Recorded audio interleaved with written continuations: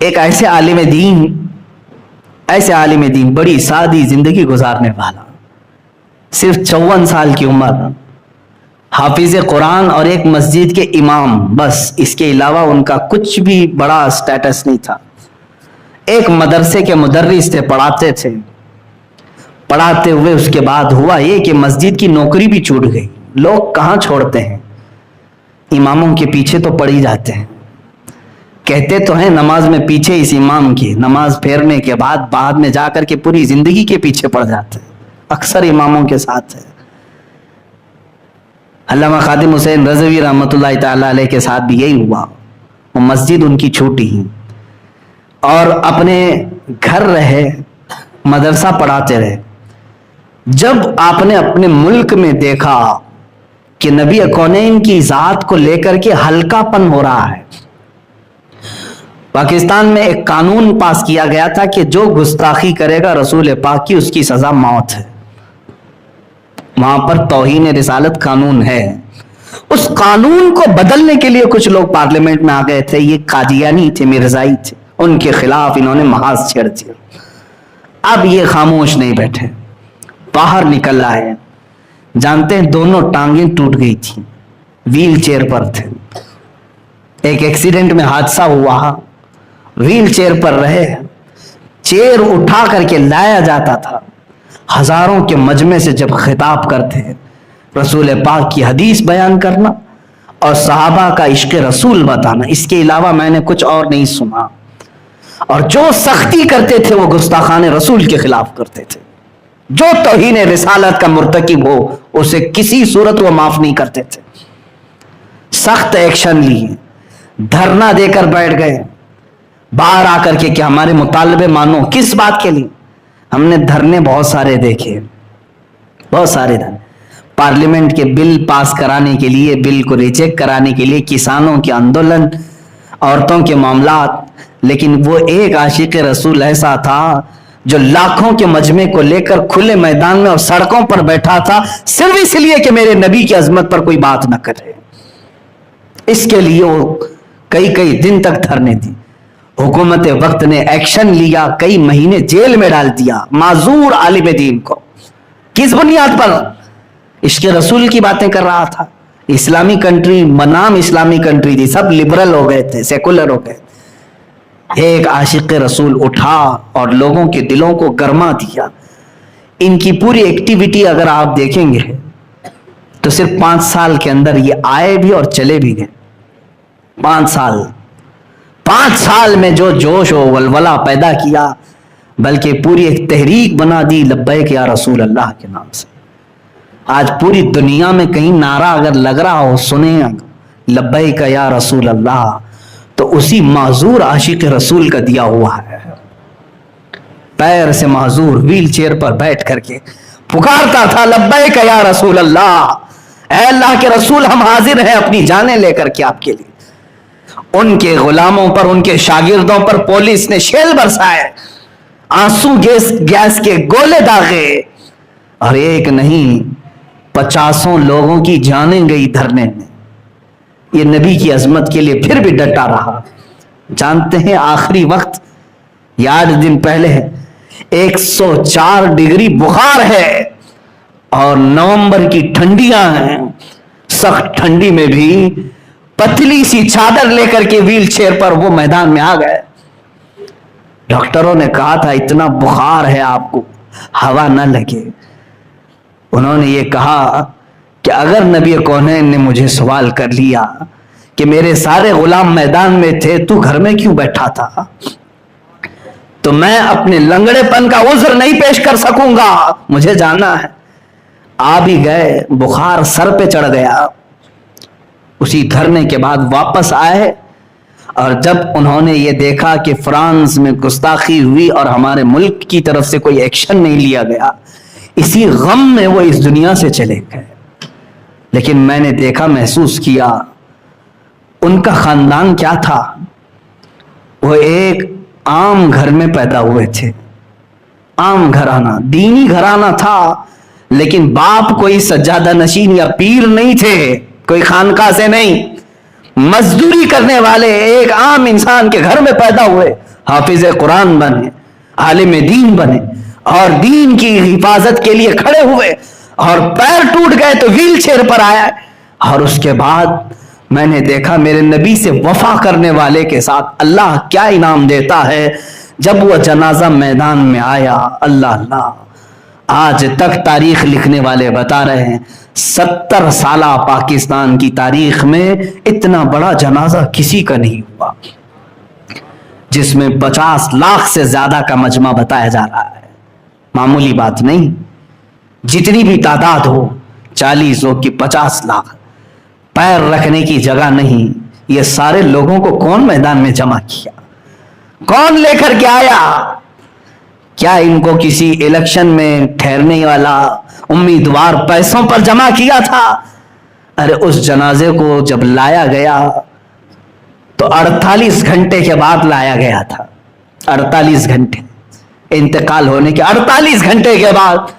اور مجھے ان کے قریبی شاگرد نے آج خبر دی کہ حضرت ہم نے اس غلام رسول کی زندگی کو دیکھا, 48 گھنٹے بغیر برف بغیر فریج کے رکھا گیا تھا, اور جب جنازہ لے کر کے ہم اٹھے ہیں 48 گھنٹے تک نہ ہم نے ناک میں روئی رکھی نہ کانوں میں روئی رکھی تھی.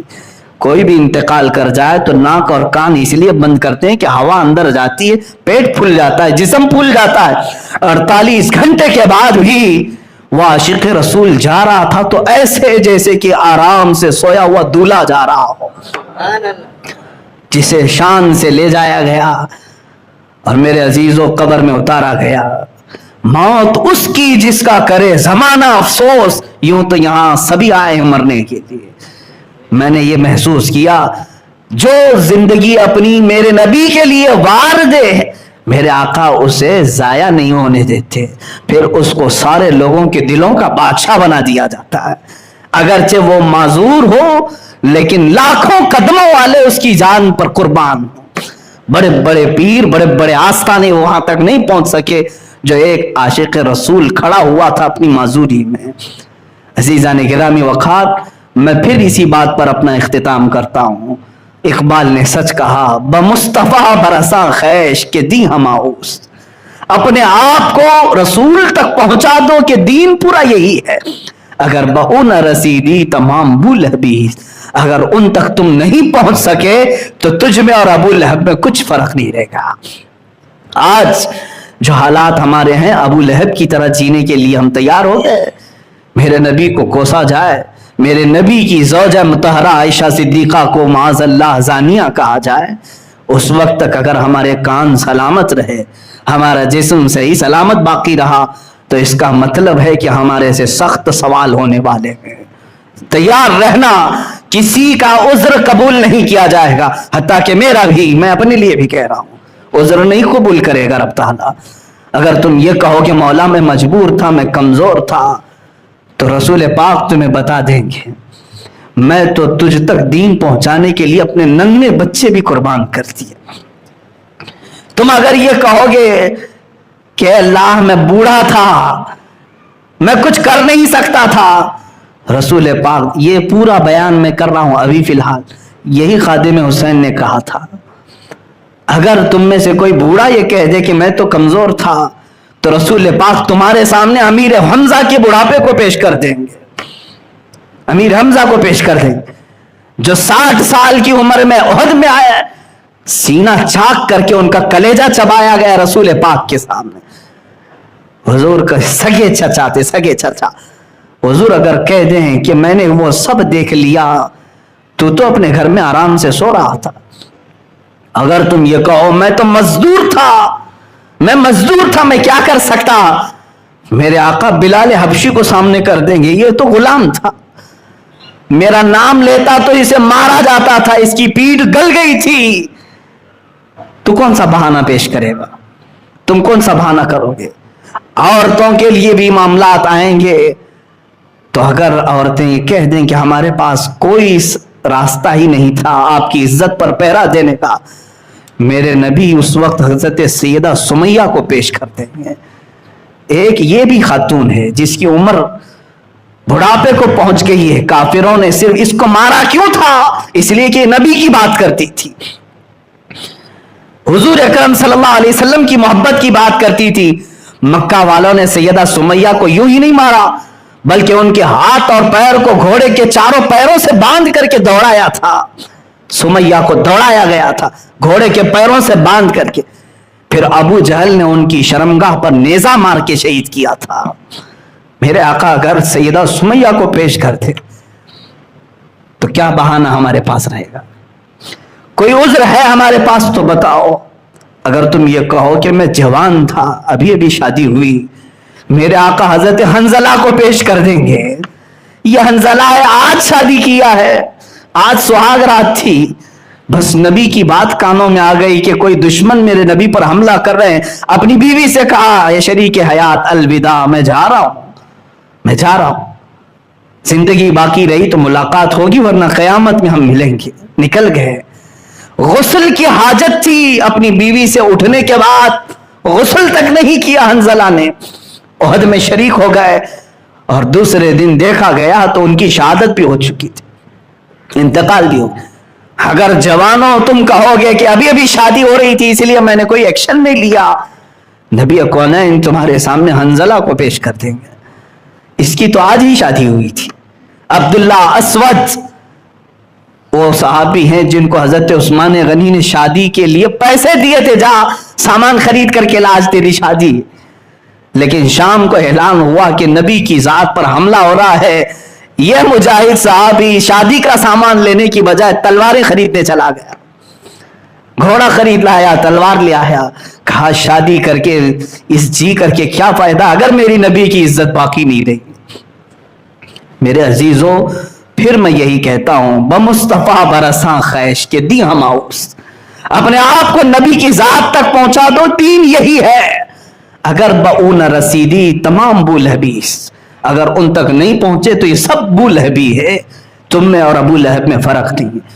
आज मेरे जज्बात यहां तक मुझे बोलने पर मजबूर किए, इसलिए कि मेरे नबी की बात है। मेरे अजीजों, आज दिल टुकड़े टुकड़े है, आज हमारा जिस्म पारा पारा होना भी चाहिए। मुझे इमाम गजाली की वो बात याद आती है, इंतजार करो ऐ मुसलमानों, तुम्हारे नबी की अजमत पर जब हमले हों और तुम खामोश घरों में बैठे रहो, चंद दिन और इंतजार कर लेना, सड़कों पर तुम्हारी माँ और बहनों को नीलाम किया जाएगा, बेचा जाएगा और तुम कुछ नहीं कर सकोगे। तुम्हारे बच्चे तुम्हारे सामने मारे जाएंगे और तुम कुछ नहीं कर सकोगे। आज कुफार और मुशरिकीन वो सब प्लान कर रहे हैं और तुम सब मारे जाओगे, उसमें मैं भी शामिल हो सकता। इसलिए उठो उठो, वो घर ना हश्र ना होगा फिर कभी, दौड़ो के जमाना चाल अपनी चल गया। मेरे अजीज, आप अपने बच्चों से वफा की उम्मीद रखते हैं, बच्चों से बार बार ये कहते हैं, बेटा मैंने तुझे बड़ी मेहनत से पाला है, रात को जाग करके तेरी बीमारियों में मैंने तीमारदारी की है, खून पसीने की कमाई एक कर दिया, तब तुम अपने बेटों से वफा की उम्मीद रखते हो। क्या रसूल अपनी उम्मत से वफा की उम्मीद नहीं रख सकते? वो रसूल जो रात रात भर रोते रहे हो, अपनी उम्मत से वफा की उम्मीद नहीं रखेंगे? और अगर उनकी उम्मत उनसे बेवफाई करे तो उन्हें कितना ठेस पहुंचता होगा, कितनी तकलीफ होती होगी। इसलिए बदलो अपने आप को। हम नबी के लिए हैं और नबी के लिए जी रहे हैं और उठाए भी जाएंगे नबी के लिए ही। इसीलिए मेरे मुर्शिद ने आखिरी जमाने में ये अपनी नात में हमें मैसेज दिया था, जिंदगी ये नहीं किसी की किसी के लिए, जिंदगी है नबी की नबी के लिए, ना समझ मरते हैं जिंदगी के लिए, जीना मरना है सब कुछ नबी के लिए। मेरे आका सल्लल्लाहु ताला अलैहि वसल्लम के लिए जियो, उन्हीं के लिए रहो, फिर देखो तुम्हारी इज्जतें अल्लाह इतनी बढ़ाएगा कि जिस दिन हमारा जनाजा उठेगा उस दिन ये कहा जाएगा, अर्श पर धूमें मची कि मोमिन सालेह मिला, फर्श पर मातम उठा के तय्यब व ताहिर गया, हर जमीन का टुकड़ा तुम्हारे गम में रोएगा, आशिक रसूल जा रहा है, फरिश्ते तुम्हारे इस्तकबाल में खड़े होंगे कि एक बड़ी जात वाला आ रहा है, बड़ी हैसियत वाला आ रहा है। इसलिए कि जब एक आशिक रसूल दुनिया से जा रहा होता है, मेरे आका अपने सहाबा के साथ उसका इस्तकबाल करते हैं। اس سے بہتر اور زندگی چاہیے؟ نبی جس کا انتظار کریں اپنے صحابہ کے ساتھ، اس سے بہتر ہمارے لیے کوئی زندگی نہیں۔ انہیں جانا، انہیں مانا، نہ رکھا غیر سے کام، للہ الحمد میں دنیا سے مسلمان گیا، آج لے ان کی پناہ، آج مدد مانگ ان سے، پھر نہ مانیں گے قیامت میں اگر مان گیا۔ وآخر دعوانا الحمد للہ رب العالمین۔